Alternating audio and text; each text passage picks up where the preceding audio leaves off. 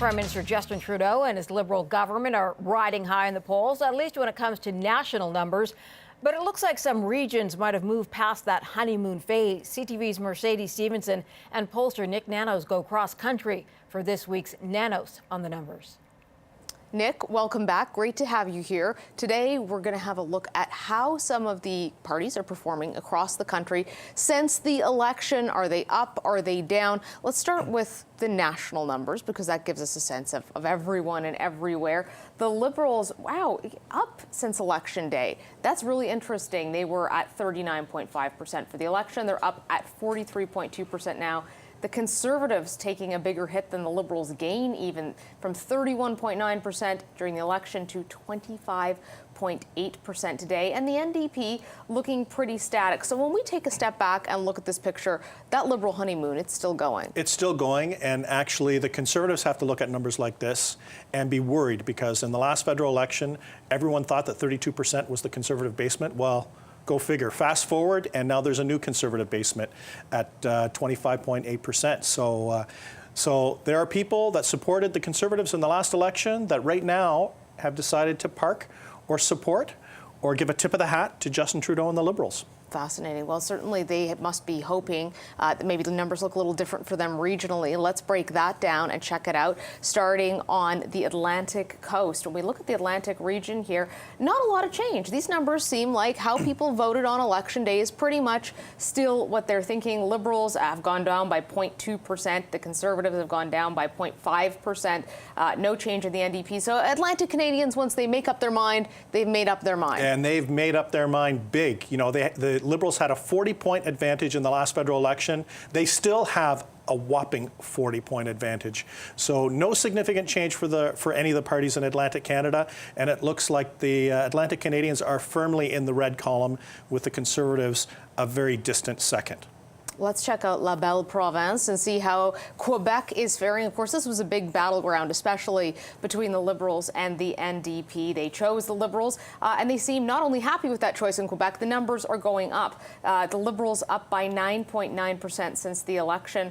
The NDP about the same. The Bloc down a little. The Conservatives down by quite a bit, 9.5% drop off there. So it seems like Quebecers are very happy with the Liberal Party, and they like what they're seeing. Yeah, the Liberals still have a 20-point advantage in the province of Quebec. They're up 10 points from the last election, and it looks like it's come out of the Conservative column.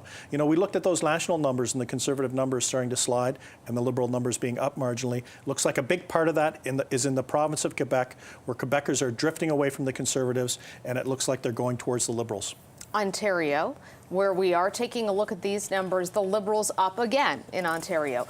They're up by 6% in this province, comfortably resting at 50.8%. The Conservatives taking a dive as well in Ontario, like they did in Quebec, down by not quite as much at 7.9%, but still not great numbers. The NDP's down by a little bit. So again, these numbers have to be concerning to the Conservatives to see that kind of a dip. Yeah, this is part of the 1-2 punch. We have to remember that most of the seats in the House of Commons are either in the province of Ontario or the province of Quebec. We looked at the Quebec numbers and we see that the Conservatives are down and the Liberals are up. We look at the Ontario numbers and the Liberals are up and the Conservatives are down. Not good news. It means that for the Conservatives, they've got to re-engage voters in the two key battlegrounds that really shape the outcome of every election, Ontario and Quebec. And right now, they're sliding in both of those critical regions. One place where the Conservatives have good news is the Prairies. While we look west, they've picked up there, not by a lot, but by a little, 1.6%. The Liberals, though, dropping off. Not as many people happy with the Liberal government today as they were at the election, going from 28.3% to 18.8%. That's almost a 10% drop. Exactly. So for the Grits, this is the one piece of not great news for them, that they're down about 10 points in the Prairies. It's kind of like for those voters that wanted change in the last election in the Prairies, they got the change, and they've seen the Liberals kind of move in a particular direction that's probably not makes many people in the Prairies who rely on the energy part of our economy very happy. And as a result, you can see the Liberal numbers going down in the Prairies, and all of the parties, everyone, including the Green Party, the New Democrats, and the Conservatives, picking up out of the Liberal column. Okay, we just have a few seconds left, but we don't want to leave out British Columbia. Still sunny ways out there. The Liberals up by 9.5% from where they were on Election Day, and the Conservatives down by 10.5%. Yeah, so for the Liberals, good news there, and not great news for the Conservatives in British Columbia. So, you know, for the Tories, they're down in BC, Ontario, and Quebec, our three largest provinces. It means that this leadership campaign has to try to re-energize voters, for the Conservatives at least, if they want to get back in the game. Nik Nanos, thank you as always for your insight, and we'll see you next week. Thank you.